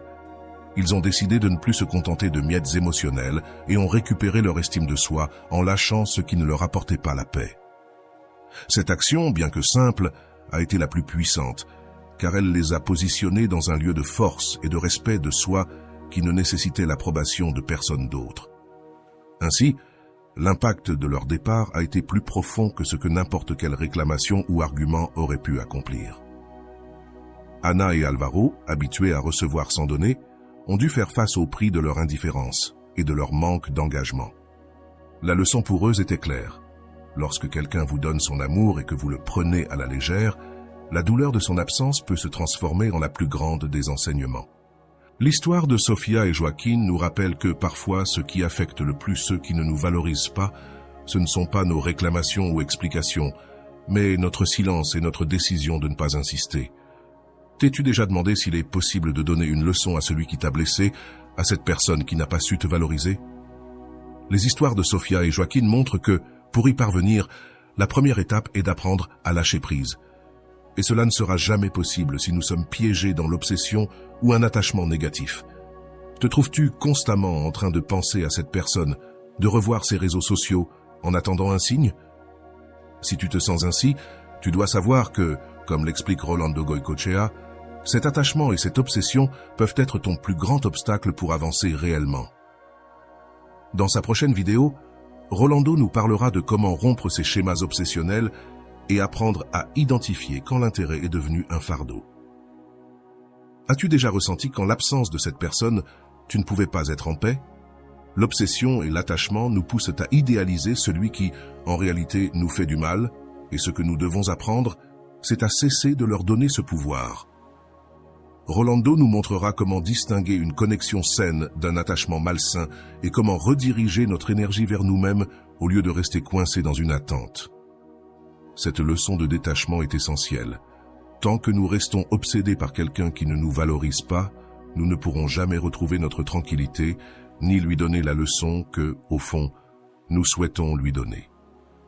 Tout comme Sofía et Joaquín, il est nécessaire d'apprendre à concentrer notre attention sur ce qui compte vraiment et de comprendre que le silence et la paix sont les réponses les plus puissantes. Demande-toi, de quelle manière alimentes-tu cette obsession? Quelle importance cette personne a-t-elle pour que tu continues à la garder dans ta vie, même lorsqu'elle t'a montré de l'indifférence? Rolando nous offrira des outils pour voir clairement ce que nous maintenons et comment nous débarrasser de ce poids. Si tu es prête à te libérer de l'obsession et à donner cette leçon définitive à celui ou celle qui ne t'a pas valorisé, ne manque pas le prochain contenu, où tu découvriras comment retrouver ta paix et rediriger ton énergie vers ce qui en vaut vraiment la peine. Il est probable que tu sois en train de fouiller sur les réseaux sociaux d'une personne, de ton ex ou de quelqu'un qui suscite un grand intérêt de ta part, et tu ne t'expliques pas comment cette personne, qui était au départ un total inconnu, est devenue quelqu'un pour qui tu as un intérêt énorme, à tel point que tu vérifies ton téléphone tout le temps. Il est probable que tu sois aussi attentif à l'heure à laquelle cette personne part travailler ou à l'endroit où elle se trouve à un moment donné de la journée, et cela ne te laisse pas tranquille. En fait, tu as même l'impression que sans cette personne, tu ne serais pas heureux. Maintenant, parlons de l'obsession dans tous les cas, que ce soit pour ton ex, pour un amour non réciproque ou pour quelqu'un que tu ne connais même pas. Et oui, c'est un sujet qui m'a aussi touché. En fait, il m'est arrivé une fois que j'étais tellement obsédé par une fille qui ne me prêtait aucune attention que, délibérément, pendant 2 ou 3 fois, j'ai attendu à l'heure et à l'arrêt de bus où je savais qu'elle allait passer. D'ailleurs, l'une de ces fois a fonctionné, mais j'ai eu l'impression qu'elle avait perçu cela. En gros, ce n'était pas comme la première fois, qui avait été une rencontre fortuite où aucun de nous ne s'y attendait. La fois suivante, j'avais tout planifié, et elle a eu l'impression que je l'avais fait exprès. Et là, j'ai compris que je devais me débarrasser de cette obsession. Ça n'a pas été facile au début. Pour moi, c'était très simple de me programmer, après le travail, pour aller à l'arrêt de bus et rester attentif au cas où elle arriverait. Même les jours et heures où je savais qu'elle ne viendrait probablement pas, je n'arrêtais pas de penser qu'elle allait justement apparaître. Maintenant, c'était une obsession modérée, car cette pensée de moi est partie au bout de 3 ou 4 mois, heureusement. Mais tu as peut-être une obsession qui dure depuis plusieurs mois ou même des années, et tu veux commencer à te débarrasser de cette personne, surtout dans ta tête. Donc aujourd'hui, je vais te partager 5 recommandations, presque sous forme d'étapes, pour que tu puisses commencer à te détacher de cette obsession. Le premier point est d'apprendre à différencier les différentes étapes de l'intérêt jusqu'à l'obsession. Ce n'est pas la même chose d'avoir de l'affection ou d'être passionné par quelque chose que d'être obsédé. Ce n'est pas la même chose. Il y a des degrés, des niveaux, et le premier échelon est l'attraction et le goût. Quand il commence à y avoir quelque chose, non, l'attraction et le goût quand il n'y a rien, il y a simplement du désintérêt ou de l'indifférence. Mais à partir du moment où quelque chose t'attire, car l'attraction, tu sais, c'est quelque chose qu'on ne choisit pas. On ne choisit pas ce à quoi on se sent attiré ou de qui on ressent de l'intérêt. Par exemple, j'ai des goûts musicaux particuliers qui sont arrivés à moi sans que je les choisisse. Il y a simplement eu une connexion, un clic. Il en va de même pour certaines personnes. Je ne choisis pas de qui je vais me sentir attiré. Inévitablement, de certaines femmes, je vais me sentir attiré, et d'autres non, peu importe si je le veux ou non. Il en va de même pour toi. Dans cette première étape, il s'agit de l'attraction ou du goût. Continuons avec le suivant échelon, le désir et l'intérêt. C'est quand tu deviens conscient que quelque chose ou quelqu'un t'attire, que tu aimes un genre musical particulier, un groupe ou quelque chose en particulier, et tu commences à désirer un peu plus. Oui, tu te penches, tu as déjà une direction. L'attraction, c'est un peu comme un petit radar. Tu te déplaces d'ici à là-bas, poum. Il y a un petit bruit du côté droit. Et le désir, quand je vais vers mon objet ou vers la personne ou vers ce que j'aime, la troisième étape a à voir avec l'affection. Et c'est aussi pareil à préférer ou à apprécier quelque chose. Je vais vers mon objet de désir, vers la personne qui me plaît, elle m'attire. Mais maintenant, je profite. Je veux passer du temps à ses côtés. Je ne la désire pas seulement. Je veux aussi être avec cette personne et profiter de cette étape. C'est une étape très géniale, très saine. La suivante, qui a aussi à voir avec la passion, c'est d'être passionné par l'idée d'être à côté de cette personne. Et là peut surgir l'amour, tu peux l'aimer et aussi intimider, avoir la partie érotique. C'est-à-dire, tout cela a à voir avec la passion, et c'est toujours un échelon sain. À partir de maintenant, il faut un peu plus de modération, parce que dans la 5e, il y a la fascination. Et avec la fascination, je dis qu'il faut avoir un peu plus de modération, car si tu es fasciné par cette personne, tu auras tendance à l'idéaliser. Et quand tu idéalises quelqu'un, tu ne te relis plus à ce qu'il est, mais à ce que tu voudrais qu'il soit, ou à ce que tu aimerais qu'il corresponde à ton image, ou les qualités que tu lui as attribuées ne correspondent pas à ce qu'il est réellement. La fascination est belle car elle est aussi plus ou moins semblable à l'illusion. Donc, au prochain niveau, nous entrons dans un terrain glissant, qui est l'obsession. C'est ici que nous voulons t'aider à sortir de ce moment critique où tu ne cesses de penser à ton objet de désir, où il y a même un attachement, où tu désires de plus en plus, et ça ne suffit jamais. Ou peut-être que tu es tellement privé de cette personne, de cet objet, que soudainement, à cause de ce manque, tu le désires encore plus, tu veux être encore plus proche. Mais cela peut même être une personne que tu ne connais pas, et chaque fois, tu t'obsèdes davantage. Donc, fais attention à cela. Le dernier degré, c'est là que tu as besoin d'une intervention psychiatrique. La compulsion. Nous ne voulons pas arriver à ce niveau, c'est-à-dire au point où tu te sens incapable de vivre sans cette personne, ou sans l'idée de cette personne, ou sans cet objet, et poum, tu ne peux pas vivre tranquillement. Tu as besoin de médicaments, tu as besoin de contrôle, tu as besoin que quelqu'un te supervise. Donc tu te sens obsédé. Ou peut-être tu n'es pas réellement obsédé, mais très fasciné. Et quand tu es fasciné, on peut encore reculer un peu plus facilement que si tu étais déçu. Avec cela, je veux que tu réfléchisses à quel point l'attraction initiale a progressé. Nous pouvons être attirés par beaucoup de choses, par beaucoup de personnes, par beaucoup d'activités, et il ne se passe rien. Nous pouvons désirer plusieurs choses, plusieurs personnes, mais il faut y aller avec modération. Ensuite, nous devenons passionnés par certaines personnes, c'est-à-dire, nous les préférons. Nous pouvons être sans elles ou sans ces choses, mais nous les préférons. Cela constitue un premier point. Comme deuxième point, il s'agit de commencer à discerner jusqu'où tu veux remplir ta vie avec des passions, des affections, des passe-temps qui te passionnent.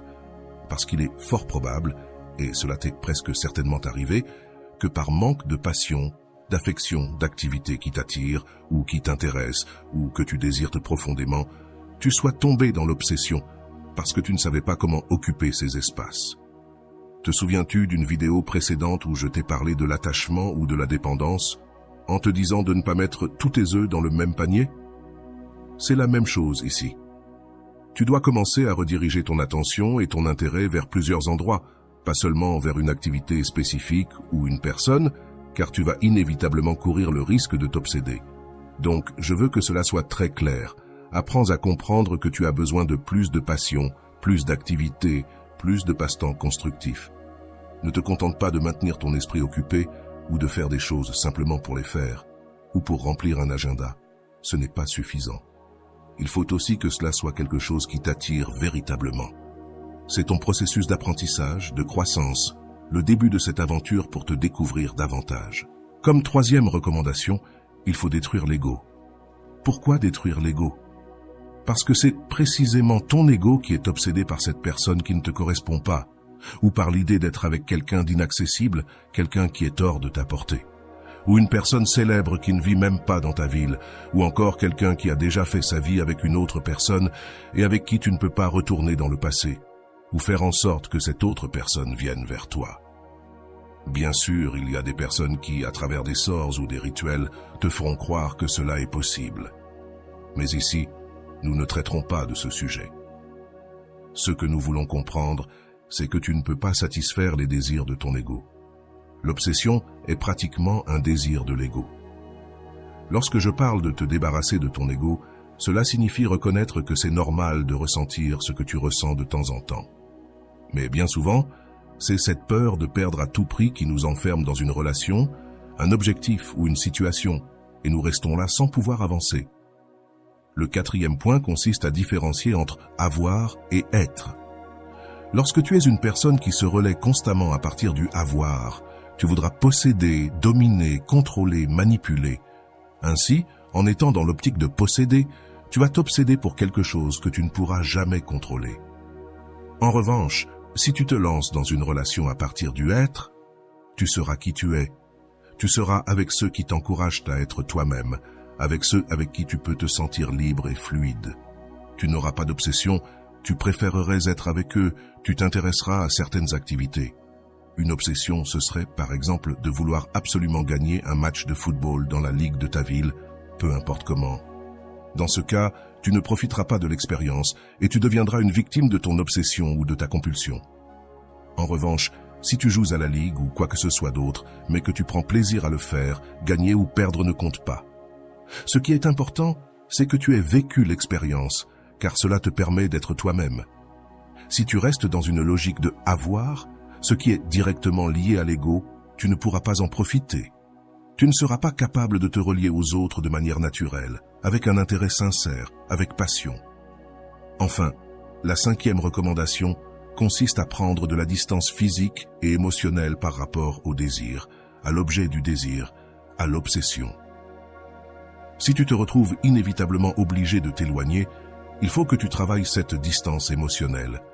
Cette distance émotionnelle passe aussi par l'élimination de l'espoir, car si tu passes ton temps à penser qu'à un moment donné, cette personne pourrait revenir vers toi ou être avec toi, ou si tu désires quelque chose ou revivre une expérience, tu es en train d'attendre. Et cela, inévitablement, engendrera de l'espoir. Et cet espoir ne fera que maintenir ton obsession. Au lieu de cela, cet espoir peut se transformer en préférence, en désir ou même en passion. Bien sûr, certaines choses peuvent nous fasciner, mais il faut éviter de devenir obsédé. Lorsque je te dis de couper tout contact ou de prendre de la distance avec cette personne, cela inclut aussi de travailler la partie émotionnelle et mentale. Il ne sert à rien de suivre tous les autres conseils si intérieurement, tu continues à espérer. Par exemple, si ton ex-partenaire est avec quelqu'un d'autre et que tu crois qu'en attendant encore 1 an ou 2, une opportunité se présentera, cette obsession ne disparaîtra pas. Elle peut s'endormir, rester silencieuse pendant un temps, mais dès qu'une petite chose se passe, une simple indication, cette personne reviendra dans ton esprit, peut-être même par un simple message sur WhatsApp ou parce que quelqu'un te la mentionnera, et voilà, quelque chose a cliqué en toi, paf, tout à coup, tu vas de nouveau t'obséder pour rien. Il est utile de travailler précisément les étapes précédentes si tu n'élimines pas l'espoir, si tu ne maintiens pas cette distance émotionnelle ou ce contact zéro de manière totale. Dans sa vidéo, Rolando Goycochea souligne que, pour nous libérer d'une relation qui nous maintient captifs de l'obsession, la première étape est de reconnaître le degré d'attachement que nous avons développé envers cette personne, souvent sans nous en rendre compte. Nous passons d'un intérêt véritable à une obsession qui domine nos pensées et nos émotions. Selon Rolando, ce processus est souvent inconscient, mais il est crucial d'apprendre à l'identifier pour pouvoir en sortir. L'obsession, dit-il, n'est rien d'autre qu'un manque de limites personnelles, où notre paix est entre les mains de quelqu'un qui probablement ne nous accorde même pas la valeur que nous méritons. Une autre leçon fondamentale est l'importance de ne pas idéaliser ceux qui ne nous concernent pas. Rolando mentionne que, dans de nombreux cas, l'obsession naît d'une image que nous avons créée de cette personne, un ensemble d'attentes et de qualités qui, en réalité, ne reflètent pas ce qu'elle est, mais ce que nous souhaitons qu'elle soit. Cette idéalisation, explique-t-il, nous empêche de voir clairement et nous fait oublier nos propres besoins. En reconnaissant que nous voyons cette personne à travers une version déformée, nous pouvons commencer à déconstruire l'illusion et à nous reconnecter avec la réalité. Rolando souligne également que, pour guérir de l'attachement, il est essentiel de rediriger notre énergie vers nous-mêmes. La raison pour laquelle beaucoup de personnes tombent dans l'obsession, selon lui, est qu'elles ont mis toute leur attention sur l'autre, négligeant leurs propres passions, objectifs et bien-être. Récupérer le contrôle de nos émotions implique de trouver des activités qui nous comblent et qui nous rendent notre paix. Si tu t'obsèdes pour quelqu'un, dit Rolando, c'est parce que tu as perdu de vue la valeur que tu as et la vie que tu peux construire sans dépendre de quelqu'un d'autre.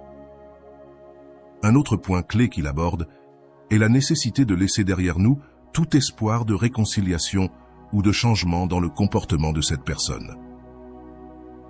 Rolando explique que tant que nous alimentons l'idée qu'à un moment donné la situation va s'améliorer, nous resterons piégés dans un cycle interminable d'attente et de déception. Abandonner l'espoir que quelqu'un change est en réalité l'un des actes les plus puissants pour libérer l'obsession. Ce n'est que lorsque nous cessons de chercher des signes et d'interpréter chaque geste comme une possible réconciliation que nous pouvons récupérer notre autonomie et nous sentir complets.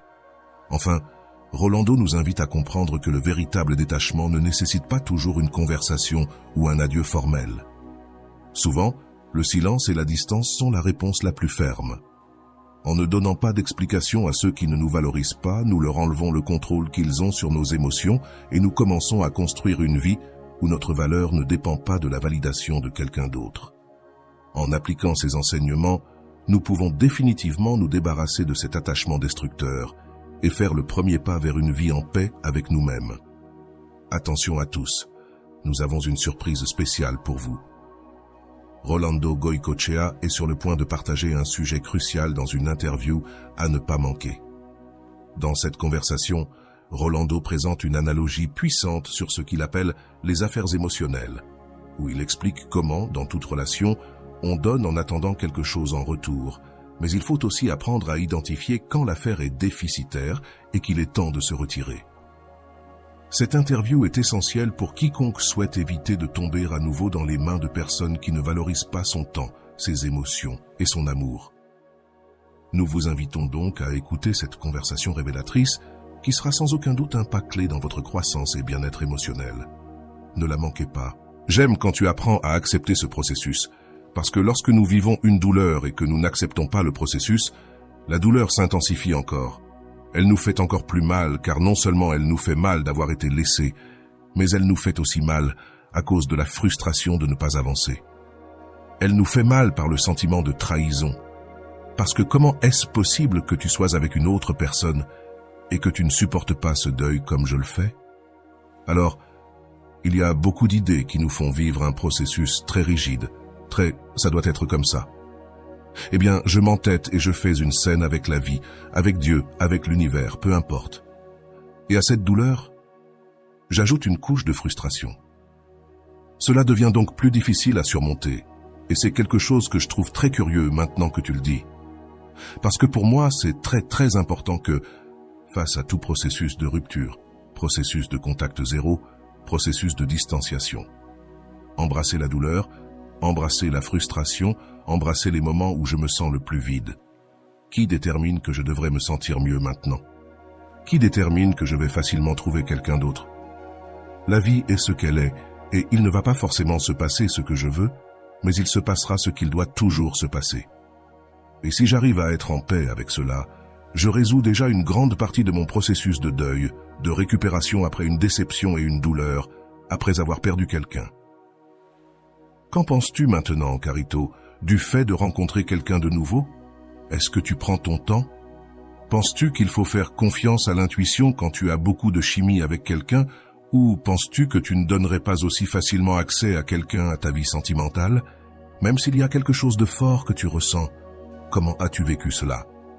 Ou, du point de vue d'une psychologue, en aidant d'autres femmes et hommes, comment as-tu vu cela revenir dans le jeu, dans l'arène, dans le champ d'action de l'amour? Eh bien, mon avis est que nous devons nous protéger. D'un point de vue personnel, je ne suis pas fermé à rencontrer quelqu'un, mais je pense que je prendrai mon temps pour bien le connaître, pour savoir si je peux vraiment lui confier ce petit cœur que j'ai doucement guéri. Et bien sûr, je dois en prendre soin. Donc, je ne suis pas fermé à rencontrer une autre personne, mais je me donnerai l'opportunité de le connaître lentement. Je ne partirai pas à la hâte pour lui donner à nouveau mon cœur. Oui, parce que, voyons, je le vois comme ça. Normalement, les gens prennent soin de leur argent. Quand ils économisent pendant des années et veulent investir dans quelque chose, tu ne t'associerais pas et ne signerais pas de contrat avec quelqu'un que tu as rencontré un week-end juste pour monter un business qui peut marcher très bien ou très mal. Si cela t'a pris 5 ans pour rassembler ce que tu as, tu veux au moins prendre ton temps pour connaître cette personne qui semble être un bon entrepreneur, un bon homme d'affaires, un bon partenaire. Mais tu prends le temps parce que tu protèges ton investissement. Tu protèges l'argent que tu sais avoir accumulé pendant 5 ans. Je le vois aussi de cette manière avec notre investissement émotionnel en nous-mêmes. Cela m'a coûté cette tranquillité émotionnelle, cette paix intérieure. Cela m'a coûté toutes ces années. Cela m'a coûté des thérapies. Cela m'a coûté des nuits d'insomnie, car à un moment donné... Et pourtant, nous ne voyons pas cela de cette façon quand il s'agit de déposer ou d'ouvrir les portes de mon monde intérieur, juste parce que quelqu'un m'a plu, m'a bien fait sentir, parce qu'il y avait de la chimie. De la même manière que tu prendrais soin de tes finances quand tu veux ouvrir une entreprise, c'est pareil quand nous voulons créer une relation. Parce que, d'une certaine manière, une relation, si on la voit d'un point de vue pratique, c'est aussi un business émotionnel. Je te donne mon temps, et toi, tu me donnes le tien. À la fin, nous nous rendons mutuellement le travail d'équipe. Exactement. Donc, de ce point de vue, je le vois plus comme « Hey, je ne vais pas donner mon investissement émotionnel aussi facilement à n'importe qui. Je le protégerai autant que je protégerai mon argent. » Mais bien sûr, la grande majorité pense « Ah, je n'ai pas aimé, on sort un peu, quelques rendez-vous et on crée une relation. » Parfois, on ne le discute même pas juste parce qu'il y a eu du sexe, de l'intimité. On suppose déjà qu'il y a une relation et le pire dans tout ça, c'est qu'on crée des contrats invisibles.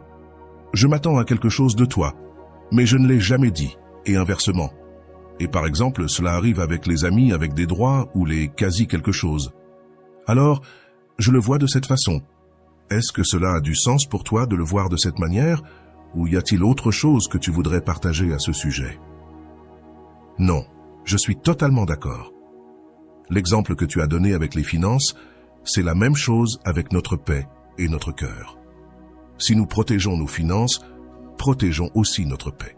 Ne la donnons pas à la première personne qui nous dit « Oh non, tu es divine, tu es géniale, je vais t'emmener au ciel, aux étoiles. » Non, sérieusement, protégeons-nous nous-mêmes. Et en plus, c'est là que je parle de l'idée de créer d'abord une amitié. En tant qu'homme, je me suis senti préoccupé plusieurs fois. Et je ne sais pas si tu as entendu parler du terme « friend zone », tomber dans la zone d'amis. Non, tandis que, pour les femmes, c'est comme si quelqu'un te plaît et vraiment cette personne reste. Non. Pardon, peut-être que je vois une amie uniquement comme une amie au début, mais ensuite, je commence à éprouver de l'affection, un sentiment. Mais une amie, une femme, voit un ami et le garde comme ami pratiquement toute sa vie. C'est peut-être pour cela que beaucoup d'hommes préfèrent, et je l'ai expliqué à plusieurs amis avec l'expérience dont je t'ai parlé et que je vais partager maintenant. Il dit « Messieurs, tant que ce soit quelqu'un d'autre qui fasse cette expérience, j'adore savoir comment ça évolue. Parce que, d'après son point de vue, si une fille te plaît, fonce directement. Ne perds pas de temps, car si elle te voit comme un ami, elle ne pourra plus te voir autrement. Donc oui, je comprends cela, et moi aussi, à un moment donné, je fondais mes attentes ou mon désir de « Allez, on verra ce qui se passe en chemin », mais actuellement, je prends une décision assez rare. Non, ce n'est évidemment pas parfait, mais l'idée, c'est que d'abord, je deviens ami avec quelqu'un. D'abord, je prends le temps. Cela peut être des mois, qui sait, peut-être des années, mais j'ai besoin de voir cette personne dans plusieurs aspects. Pas seulement la voir quand je lui plais. Et en 3 ou 4 rendez-vous, elle va me montrer sa meilleure version. Et je ne peux pas fonder ma décision de savoir si je veux partager ma vie avec elle sur ça. Qu'en penses-tu? Oh, tu sais, ce sujet me semble vraiment intéressant, parce qu'il y a quelques jours, je parlais avec une amie et elle me disait « Mon copain a tellement changé après qu'on se soit fiancés. » Eh bien, après être devenus un couple. Et je lui ai dit « Bien sûr, évidemment, quand on sort avec quelqu'un, on montre toujours sa meilleure version. L'homme galant, respectueux en fait, l'homme idéal. Et les femmes aussi, nous montrons notre meilleur côté, non? Mais une fois dans une relation, c'est comme « Bon, je peux vraiment montrer qui je suis. » C'est là que l'on commence vraiment à connaître les gens. Et je suis d'accord avec toi sur l'idée de prendre le temps de se connaître. Je ne sais pas si on deviendra amis, car peut-être que cela ne restera qu'une relation amicale. Mais au moins, donnons-nous le temps de vraiment connaître l'autre. Parce que, en fait, c'est ça. En 3 week-ends, tu ne connais littéralement rien de la personne avec qui tu es. Donc, je suis d'accord avec toi. Je me donnerai l'opportunité de bien connaître la personne qui entre dans ma vie. Et quand tu mentionnes le cas de ton ami, eh bien, la grande majorité des femmes, surtout les femmes, je dirais, seront d'accord avec cela. Ce n'est pas qu'une fois que l'homme a ce qu'il veut, il se détend et n'est plus aussi actif. Il n'investit plus autant émotionnellement ni énergétiquement comme au début. Et ce n'est pas qu'il ait changé, c'est qu'il commence à lâcher prise. sachant qu'il n'a besoin de rien pour suivre. Ah, donc, que se passerait-il si je rencontrais une personne qui sait déjà qu'elle ne va rien obtenir de moi, juste une amitié? C'est-à-dire, elle ne va pas obtenir de sexe, elle ne va pas obtenir une compagnie assurée le week-end, elle va juste obtenir de ma part un partage sincère. Et moi, ou cette personne, je vais aussi voir en elle, ou elle va aussi voir chez moi différents aspects et façons de se comporter avec ses parents, ses amis, quand elle est ivre, quand elle est stressée, comment elle est avec les gens quand elle n'a pas besoin d'eux. Et ça, elle ne me le montrera pas, évidemment, en 2 rendez-vous, ni même en quelques mois. Il faut du temps pour créer ce contexte où je peux la connaître plus en profondeur. En fait, récemment, en aidant une cliente qui sort d'une relation avec un psychopathe, disons-le ainsi, elle a révélé un aspect d'insécurité énorme qu'il ne supporte sous aucun prétexte que d'autres hommes la regardent. C'est incroyable son niveau de folie dans ce sens. Alors je lui ai demandé, que serait-il arrivé si au début de la relation, même en tant qu'ami, tu l'avais d'abord inclus dans ton groupe d'amis et que tu l'avais observé, comment il se comportait à ce moment-là, avant de commencer à avoir des relations sexuelles, avant de créer ce lien affectif, avant de lui ouvrir ta porte? La grande implication émotionnelle que cela représente pour toi. Alors, elle s'est dit qu'elle l'aurait vu à temps. Et peut-être que c'est ça, comme un geste d'arrogance ou d'insécurité. Si tu es très observateur, tu ne finis pas par voir des incohérences chez quelqu'un qui porte un masque avec toi. Cela m'a permis de créer cette dynamique et je dois aussi être honnête avec ça. C'est la première fois que je le fais. Cela fait 1 an. Et honnêtement, je ne sais pas comment, je ne sais pas si c'est la meilleure chose, mais ça fonctionne. Le fait d'inclure quelqu'un qui me plaît dans mon groupe d'amis et de l'observer davantage me permet de dire « Ah, d'accord, voilà comment elle se comporte quand il y a de l'attention masculine. Voilà comment elle se comporte quand elle peut boire sans penser à qui l'observe. Voilà comment elle se comporte quand elle a besoin de sentir qu'elle a le contrôle. » Alors, comme ça ne me dérange plus de la voir ainsi, parce qu'à un moment donné, quand je sortais avec quelqu'un et que je voyais tout ça, j'avais tendance à justifier beaucoup de cette attitude. J'essayais qu'elle corresponde à mon modèle idéal de ce qu'elle devrait être pour être avec moi. Oui, souvent, on normalise tout. Et plus encore, quand on est dans cette phase de « Ah, je l'aime, c'est génial », on trouve tout ça super normal. Alors, ah, elle ne s'est pas saoulée et elle est super joyeuse. Et là, ah, elle est là, pas si charmante, quel homme si ouvert. En fait, on normalise tout, mais quand on entre vraiment dans la relation, ah mon Dieu, qu'est-ce qui se passe ici? Bien sûr, si on normalise tout. C'est précisément ce que, au début, ces petits détails, ces petites choses que l'on passait outre, finissent par devenir ce qui est pire. Eh bien, c'est ce petit monstre, ce bébé monstre qui, avec le temps, se transforme en ogre. On aurait pu couper cet ogre dès le début, quand il n'avait que quelques mois, et qu'il rampait encore. Ah, je ne peux plus contrôler cet ogre géant de 3 mètres qui est avec moi. Je parle de sa personnalité, de son caractère ou de ses blessures. Je veux même finir avec ça, que je trouve être la chose la plus révolutionnaire que nous ayons. Et c'est, que penses-tu de rencontrer quelqu'un qui est en thérapie? Ou si ton partenaire te demande au début de la relation, allons en thérapie dès le début de la relation. Ah mon Dieu, quelle question difficile. Honnêtement, je partirai. Je cours parce que je sens que si je veux être avec quelqu'un, ça doit être quelqu'un qui a déjà travaillé sur ses problèmes émotionnels, vraiment. Alors, je cherche quelqu'un qui soit sain comme moi, sans juger l'autre personne, qui ait également pris soin de son investissement émotionnel, c'est-à-dire qu'il ait aussi, bien sûr, pris soin de son petit cœur. Donc, je ne me mettrai pas avec quelqu'un qui n'a pas guéri ou qui n'a pas travaillé sur ses difficultés émotionnelles. Franchement, sans juger, comme je dis, sans juger. Mais je pense que c'est exposer tout le travail que j'ai fait durant ces 8 mois. Et que se passe-t-il si c'est une nouvelle relation et que la personne te demande « allons en thérapie », même si on n'en a pas besoin, et qu'on y aille mensuellement? Eh bien, il faudrait en parler car je ne sais pas pourquoi nous devrions aller en thérapie, vraiment. Cela doit être quelque chose de très, très concret. Récemment, en écoutant quelqu'un, il disait qu'il ne voyait pas la possibilité de commencer une relation si ce n'était pas avec un thérapeute. dans le sens où cette troisième personne verrait objectivement les choses dans lesquelles je suis peut-être aveugle. Alors, si j'ai une troisième personne, et encore plus avec les outils que j'ai étudiés et tout ce qu'elle sait, qui peut me dire « Rolando, toi aussi, tu es là ». Ce n'est pas seulement elle, moi aussi je le vois. Alors, au moins, je peux dire « Ok, ce sont déjà deux personnes ». Mon ego peut dire « Ok, au moins statistiquement, ou juste par nombre, je devrais déjà me poser la question de savoir si ce que ma partenaire me demande est vraiment valable, et si je devrais le lui donner. » Et puis, il disait aussi que si ma partenaire accepte une troisième personne, dans ce cas un thérapeute, mais un bon thérapeute de couple, elle comprendra qu'elle aura moins de contrôle sur moi. Donc, si l'idée de ne pas pouvoir me contrôler te semble correcte, c'est un point positif. Ce n'est pas comme si « pourquoi éviterais-tu un thérapeute ?»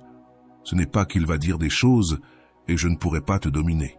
C'est-à-dire qu'il ne va pas me dire « non », mais ça pourrait me donner l'occasion de « non, s'il dit quelque chose qui ne me plaît pas, alors je ne veux pas ». Cela m'a donc semblé être quelque chose de bien formulé. C'est comme ça qu'il le présente. Mais je sens aussi que cette personne cherche quelqu'un d'autre pour lui donner l'approbation qu'elle prend la bonne décision. Et je pense que ce sera une personne qui toute sa vie dépendra des décisions ou des opinions des autres. Cela me fait aussi réfléchir.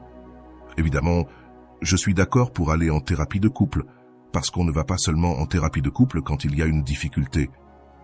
Il y a souvent des couples qui y vont parce qu'ils veulent avoir une relation ou continuer à construire une relation saine et belle, fondée sur le respect et l'amour. Ce dicton dit que « Ah, c'est seulement les fous qui vont chez le psychologue ». Eh bien, cela, c'est dépassé. Mais depuis le point de vue dont nous parlons, ou celui que tu évoques, je l'analyserai différemment. Ce point où il semble qu'il dépend de l'approbation de quelqu'un d'autre est aussi valable, oui, car quelqu'un pourrait demander à un thérapeute pour cela. Non, je ne dirige pas la relation, faisons en sorte qu'une autre personne la dirige. Cela pourrait aussi être pour cette raison qu'on décide de prendre un thérapeute. C'est une possibilité qui peut arriver, et cela vaut la peine de la revisiter. Car il faut aussi que cela soit clair que le thérapeute ne prendra aucune décision pour l'un ou l'autre. Il va simplement nous montrer objectivement ce qui se passe. C'est en tout cas une autre possibilité, la possibilité la plus saine. Eh bien, nous avons terminé cette conversation, ce podcast entrelacé, un petit mélange de ce qui nous est venu à l'esprit. Et quoi qu'il en soit, partagez-nous ici. Je veux connaître vos avis, ce que vous avez pensé du sujet. Voulez-vous que l'on l'approfondisse encore plus, qu'on l'étende davantage? Dans mon cas, partager ce que j'expérimente pourrait peut-être aider une autre personne à mieux traverser ce qu'elle vit. Et voilà. J'espère que vous avez trouvé beaucoup de valeur dans cette vidéo. Merci d'être resté jusqu'à la fin de cette vidéo. J'adore quand vous faites ça. Si vous en voulez plus, vous pouvez écrire en commentaire « J'en veux encore plus ». J'espère vous revoir dans une autre vidéo.